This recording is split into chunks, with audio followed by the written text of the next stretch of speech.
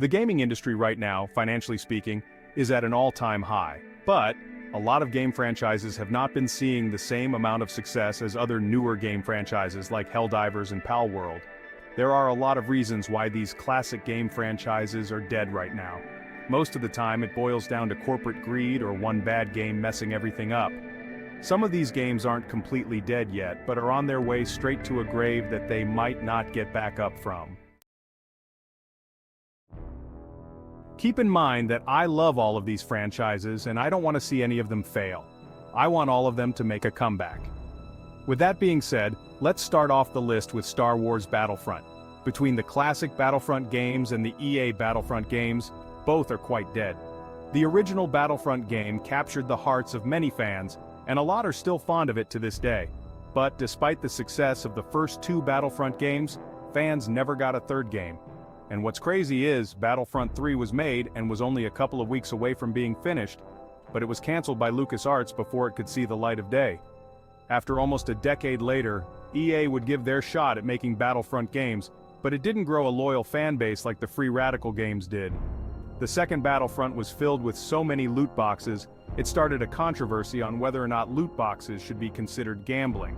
The game released with many issues and the story mode didn't deliver anything interesting, but after a while people started to warm up to the game, and it did start to grow a fan base. But EA is now neglecting the game and has stopped supporting it.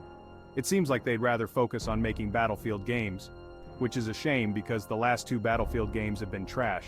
Also, the original Battlefield games did get a remaster, but the game came out with a load of bugs and glitches and the servers were unplayable.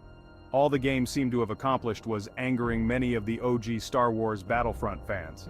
After all of that, interest in Battlefront games is at an all-time low, and it seems like we are either never gonna see another Battlefront game, or we won't see one for a long time.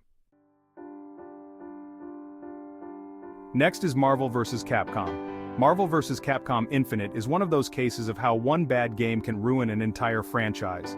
The game failed not for one but for a multitude of reasons. The game went through developmental hell, the roster wasn't good, and both Capcom and Marvel needed more fighters. Injustice 2 and Tekken 7 served as big competition to the game. The marketing was poor and there was no X-Men in the game at release. After Marvel vs. Capcom Infinite failed, the entire franchise seemed to die. Capcom doesn't seem interested in working with Marvel again, and Marvel doesn't seem interested in losing money again. So it seems very likely that we will ever see another crossover between the two again, especially since the fans don't seem too excited to get another game. So, most likely, Marvel vs. Capcom Infinite will be the last game we will ever see. Next here are the Halo series. The first three Halo games are probably the most important first-person shooting games ever, but the last three Halo games have most likely killed this franchise. Halo 4 is definitely the worst one out of the last three major Halo games. Halo 4's story mode was pretty bad gameplay-wise, but the story it told I liked. However, the game messed up the balance and fairness that Halo Combat Evolved story mode pioneered, and the multiplayer just wasn't as fun as Halo 3 or Halo Reach. The sprint that was added didn't feel right at all. Halo 5 was definitely a better game, and did improve the multiplayer a lot, but they still couldn't get the gameplay and the story mode right, and the story was a whole lot worse, and it felt short. Halo Infinite was the complete opposite of Halo 5. The gameplay in the story mode was great, and the story that was told was the best since Halo Reach, but the multiplayer in the first year wasn't that good. The Battle Pass was too hard to progress through, and it would take way too long for a new season to come out. The game, when it first came out, didn't have many different maps and game modes. Halo Infinite honestly felt incomplete for the first year and a half, and by the time they fixed the problems, most of the players left for different games and haven't looked back since. Next is Telltale Games. Telltale Games went through a stretch of times where they were pumping out games faster than Marvel was pumping out TV shows in 2021. After a while, fans grew tired of the same Telltale formula, and they wanted them to make a change, but that change never came. In 2018, Telltale Games closed down and laid off over 200 employees, and then a whole bunch of games got canceled. But the last season of The Walking Dead did still get released, and it was pretty good.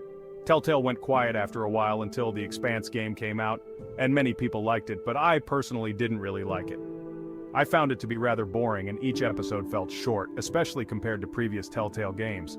Right now, Telltale is still alive but barely, and they are currently working on The Wolf Among Us 2, but it keeps getting delayed. The last game I want to talk about is the Batman Arkham series.